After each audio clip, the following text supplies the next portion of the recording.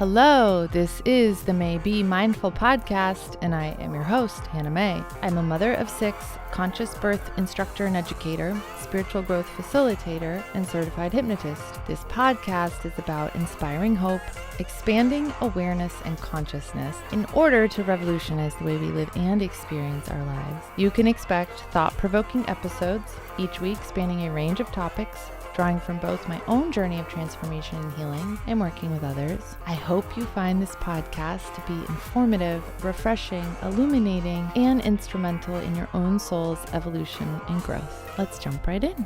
Hi guys, welcome back to the Mae B Mindful Podcast. Just trying to stick my hair up in a bun here for ya. I kind of wanted to talk to you today about this idea of the workload that we sometimes needlessly carry and put on ourselves in doing our work, in healing, in overcoming, in transforming. And there's this mistaken belief and idea that we have to do, figure out, understand everything, all the intricacies and the nuances of how it all works. And a lot of the times what can happen, and I've experienced this many times over, because I think if you are a seeker, and if you are on the path of really wanting to heal and solve your problems and really have a deeper understanding, right? That's part of the nature of being a seeker, is you want to figure everything out. And I just don't think it's possible to figure everything out. And even if it was, like, maybe that's not the path of peace, Maybe that's not the way to freedom and release. On the path of healing, there's so much surrender and acceptance. And part of that surrender and acceptance, I believe, and as I've experienced, is really coming to understand that to have the experience of letting go of all of that effort, of letting go of trying to piece yourself back together. And we put a lot of effort in trying to hold ourselves together sometimes, and then in trying to piece ourselves back together. And it's like, you're not the reason why you fell apart necessarily. You didn't choose to fall apart. It's just like how the addict didn't choose to be an addict. There's a lot of misconception and misunderstanding around this. So this path of surrender and accepting help, of accepting spiritual help, of accepting material help, of accepting whatever kind of help that we're needing,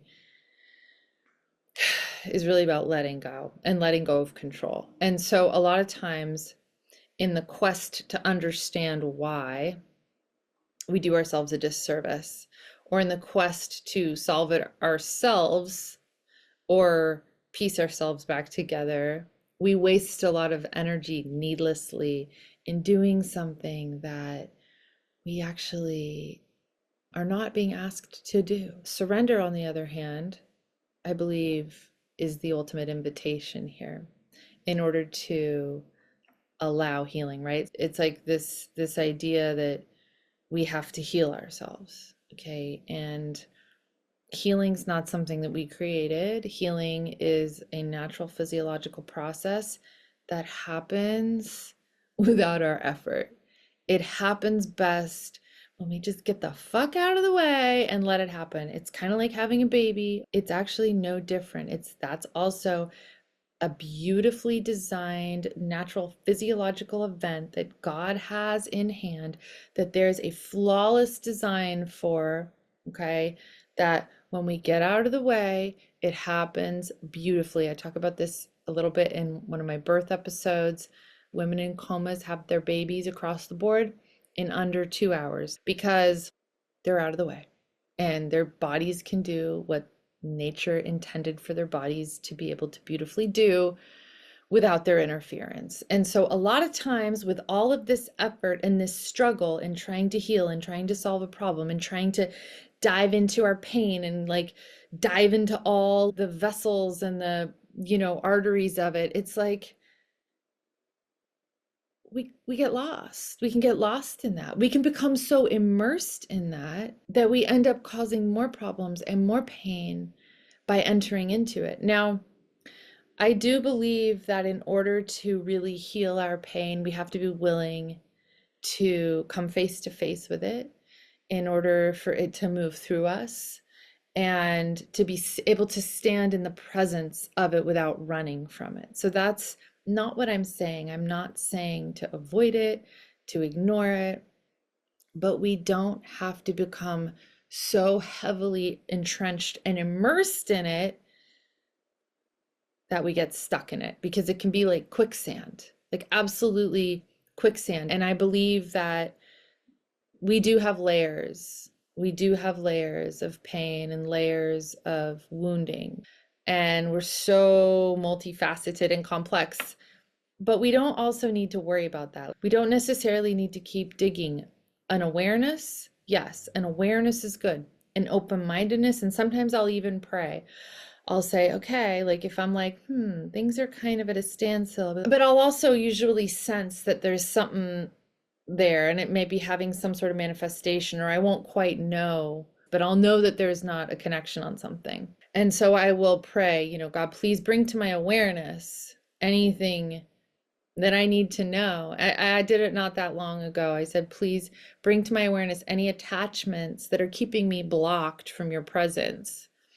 And let me tell you, I had a rude awakening after that. I'm really grateful for it, because it gave me and is giving me a new degree of connectedness and freedom with my relationship in whom I perceive God to be, okay? But the things that I woke up to as a result of opening my awareness to what I was blind to prior to that was shocking, and it really rocked me. And it's beautiful, because there's more freedom on the other side of that. But what I'm talking about really is like living in the pain of something, and we don't, when we do that and we keep a hyper focus on trying to solve it with this idea that we have to solve a problem, then we miss a lot. We're not able to be present for the beauty that is, and all we're seeing and all that's going to be reflected back to us when we're living in that, and we're kind of bogged down in that internal condition or that hyper focus on our pain. All that we're going to experience in life is pain, because everything's going to be mirrored back to us. And maybe not 24/7 around the clock, but it's going to keep showing up, because that's like the reticular activating system. That's what our brain is wired and attuned to seeing and noticing. Sometimes we want to dig and dig and dig and chip away at something. And I was talking to somebody recently, and they were deep on their journey into their inner child and conversing with different parts of themselves, which is a really powerful work. Really can't say enough wonderful things about it. But what I ended up wanting to say to this person, which I didn't because it felt like unsolicited advice, but what I was really getting from them, and maybe if the conversation had continued longer, I would have found a way to speak this from my heart in a really kind, loving way. But I'll say it to you guys instead. What I noticed with this person was they were really staying in the problem with that part instead of moving into solution. And there are phases of our healing that we go through, I believe, that can be very long and drawn out. And we can have these dark nights of the soul that are very elongated, and they are what I've experienced to be incredibly purifying. And it's like sort of like this long, extended soul burn that doesn't seem to end no matter what you do. And so there are phases and chapters in our life where we are called to move through something. But I also really know without a doubt that if we're moving through this, we have these incredible resources available to us. We are not without resources. We are not without a lifeline. We are not without relief and release throughout that and in that moment. And it's possible to still show up and be really present for joy in our life, and to really allow joy and it's like a sense of like playfulness and laughter. Because if we start blocking that stuff out, and our pain causes us to be blocked in those areas, then that's actually an unconscious choice, I think, that we're making. And so I believe that it's really important to make the choice to show up and be present and to be open to all the other good things as well, as we go through this. And sometimes if we're working through something really heavy, it does need to be compartmentalized in order to do life. I mean, I have 6 children, and I've been on a healing journey for forever, I think, for what feels like forever. And there are things that I have to pretty regularly compartmentalize and go, okay, I'm coming back to you. And yeah, like I've had to create healthy boundaries and have requests in order to heal, like in order to safeguard that. But when you have a life and you have your other people are reliant upon you, and you're wanting to show up for your life in a present way, then and not be sucked into the pain, and a lot of times these pains are perceptions. They're actually not real. We can have attachments to beliefs or ideas and get locked into these darkened perceptions, if you will. We can get attached to our experience, is what I'm trying to say. Does that make sense? We can get attached to our experience that it's painful, and then when we do that, we kind of block ourselves off from having any other experience, and we pigeonhole ourselves into this dysfunction. And it is possible with some pretty amazing techniques that I've learned to shift energy, to transmute energy, to transmute the things that are coming up on us in that moment without having to dive into the complexity and figure it out, because that becomes this like cerebral exercise where you are essentially entering a labyrinth that you might get pretty lost in. And I've talked to a lot of people who are on the seeking path, but they're very lost in their problems, and they're very sort of lost in the woods and in the pain, and the pain is consuming them. And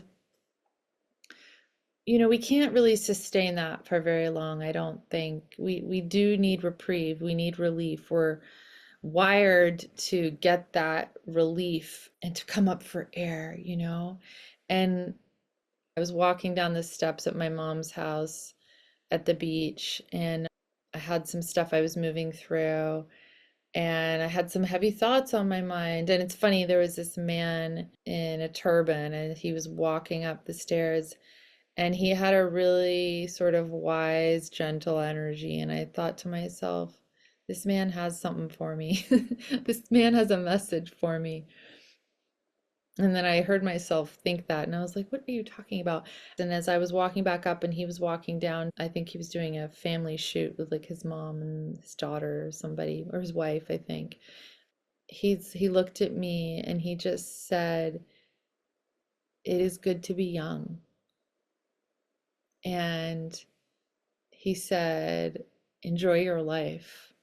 And this guy, he was a little bit challenged making it down the stairs. And I just thought to myself, oh yeah, it was like such a poignantly timed message. So I was like, yes, there's so much to be present for and grateful for. And when we step into gratitude and really acknowledge all the things that we might not be paying attention to, because we're consumed with some other problem, that gratitude can transform even that problem. And so, not to use gratitude as a dismissal or a bypassing avoidance for something, and to pretend that you're not having a problem, just be grateful.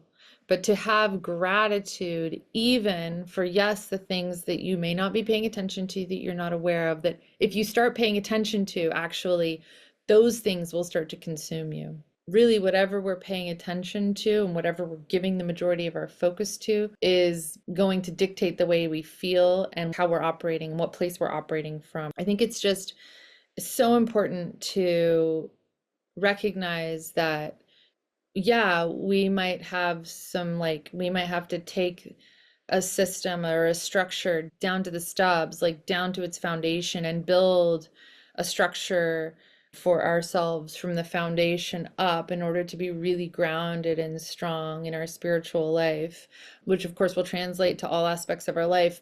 but to understand that we're not building alone, we're showing up as a participant, as a co-creator, and to be able to access that power and cultivate a relationship, not just with other fellows who are on the path, but with the ultimate designer and creator, because we don't always know what's best, and we oftentimes need clarity and sight to be able to move through these things with, what's the word? Discernment. Discernment. And to not get locked into our beliefs and that whatever that narration that sometimes comes in that says it thinks we know, or says, okay, now you have to do this. And it's like, well, let me just fact check that voice, because I don't really know if that's a voice I should be listening to. I don't really know. I should probably do a little research, investigation on where that belief is coming from and where that voice is coming from. And a lot of times these beliefs have such weight that you don't even think, they've been there for so long because they're part of our early conditioning, that you don't even think to question them. You just take them as fact and truth, and you follow them blindly, taking orders from that voice, when that's actually a unconscious driven state. So I think it's really important to soften on the healing journey, to relax, to surrender, to start to notice where you are exerting a lot of energy unnecessarily. Like, where are you successful? If you're chipping away at something, nothing's changing year after year or month after month, then maybe there's something that can be done differently. So these are my thoughts on that. Yeah, curious what this brings up for you, or what this might spark for you on your own journey. Onwards together, not alone, in this together.